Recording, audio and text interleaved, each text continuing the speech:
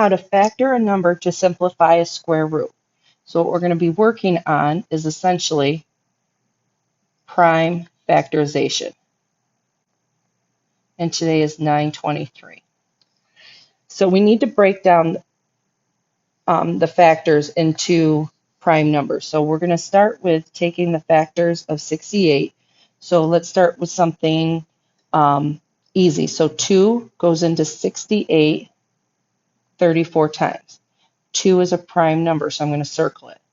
34 is 2 and 17. These are all both prime numbers. So my factors are 2 times 2 times 17. The next number is 108. So 108 divided by 2 is 54. 54, since it's an even number, I'm going to divide it by 2 and get 27. 27, I can do 3 and 9. And 9 is 3 and 3. So my factors of 108 are 2 times 2 times 3 times 3 times 3. How to use the factors to write a number to simplify the square root. So the square root of 68 is going to break it down to 2 times 2 times 17. And if I do the square root of 108, it's going to be 2 times 2 times 3 times 3 times 3. And I'll show you on the next page how we actually break all that down. So let's take the square root of 108. So we have to factor the radicand completely down, so completely into prime numbers. So 2 times 2, 3 times 3 times 3. Write the bases of all the perfect squares, so the pairs outside the radical. So I have a pair here and a pair here. This guy is not a pair. So I am just going to bring out one of them. So I'm going to bring out the 2, bring out one of the 3's, and leave the third one, the third 3 underneath the radical. So then all I have to do with this, 2 times 3 is 6, and this guy's all by himself, so that's 3. 6 times the square root of 3. I can do the square root of 68, which was 2 times 2 times 17. So I have a pair of 2's here. So those are going to go on the one is going to go on the outside. And because he doesn't have a friend, he's just going to stay on the inside. So simplify the square root of 68 is the 2 times the square root of 17. Approximating a square root.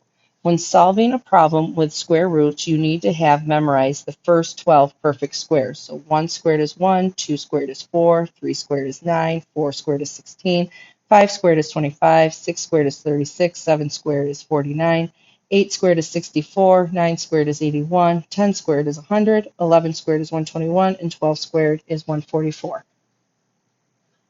So let's take the square root of 10. Where would the square root of 10 go?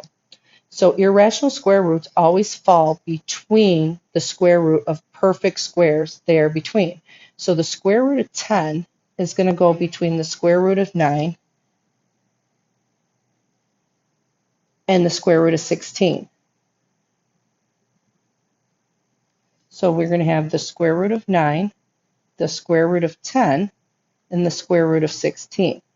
The square root of 9 is 3. The square root of 10, we don't know, but the square root of 16 is 4.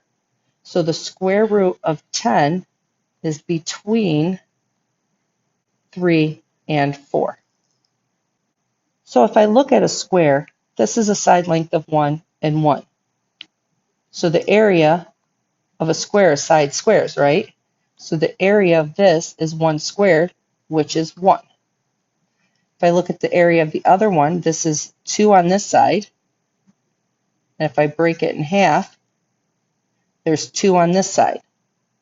So I'm going to have 2 squared, which is 4. This is 3 and this is 3. So 3 squared is 9. 4 and 4. So 4 squared is 16. And 1, 2, 3, 4, 5. So this is 5 and 5. So 5 squared is 25. So then the square root of the area gives you the side length of 5. How about cube and cube roots? Well, if this is 2 here, this is 2. So this is 2, this is 2, and this is 2. So 2 to the third is 8. So the square root of the volume is 2. Or I'm sorry, the cube root of the volume. The cube root of the volume is 2. This is 3, 3, and 3. So 3 to the third is 27. So the cube root of 3 to the cube root of 27 is 3. That gives you the side length.